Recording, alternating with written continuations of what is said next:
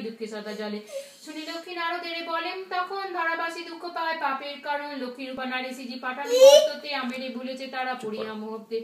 লজ্জা জীবন যাপন ক্ষণিক সুশের লাগে বর্জন করেছে স্বামীরে না মানে তারা শুনে বচন ইচ্ছা মতো হিতা সেতা করিছে ভ্রমণ প্রতি গিয়ে এই রূপ পাপের আঘাত অচলা হইয়াছে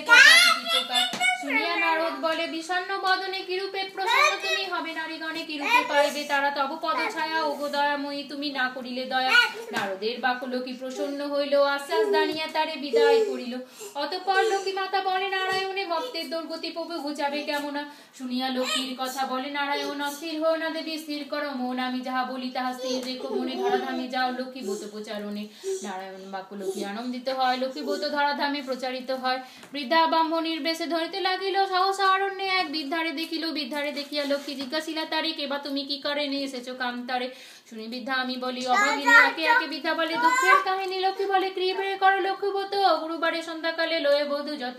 উপদেশ দিয়া লক্ষ্মী হইল আদর্শ গৃহে ফিরি বিদ্যা করে লক্ষ্মীর পূজন লক্ষ্মীর কৃপায় তার দুঃখ দূর হয় ধনৈশ্বর্য পূর্ণ হলো তাহারও আলায় পুনরায় গৃহ লক্ষ্মী করে আগমন হইল বিদ্যার গৃহ শান্তিনিকেতন ভগবতে বাস এক বণিক তনয় দৈব যোগে এলো তথা ব্রতের সময় ব্রত দেখি বণিক জিজ্ঞাসা নারী গণে কৃপাগত করো সব মিলি বাবা গণে সদাগর কথা শুনে বলে বধূগণ লক্ষ্মীভূত করে ইথে মানস পুরাণ সদাগর শুনি তাহা বলে অহংকারে যে জন দুঃখিতে থাকে সে পূজে লক্ষ্মীরে সদাগর বাক্য লক্ষ্মী কপিতা হইল অল্প দিনে চন্নচারা তাহারে করিল সর্বস্ত্র হইল নষ্ট করে দ্বার দৈব যোগে আসিল সে বৃদ্ধার আগার বৃদ্ধা লক্ষ্মীভূত করে বধূগণ বণিকের মনে পড়ে পূর্ব বিবরণ মনেতে বুঝিল কেন বিপাকে পড়েছে অহংকারের ফলে লক্ষ্মী তারে ছাড়িয়াছ দুই কর জুড়ি সেই বণিক নন্দন কাঁদিতে কাঁদিতে করে লক্ষ্মীর স্থাপন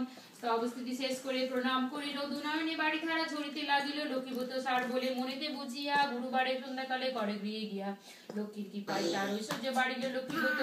ধরাধামে প্রচার হইল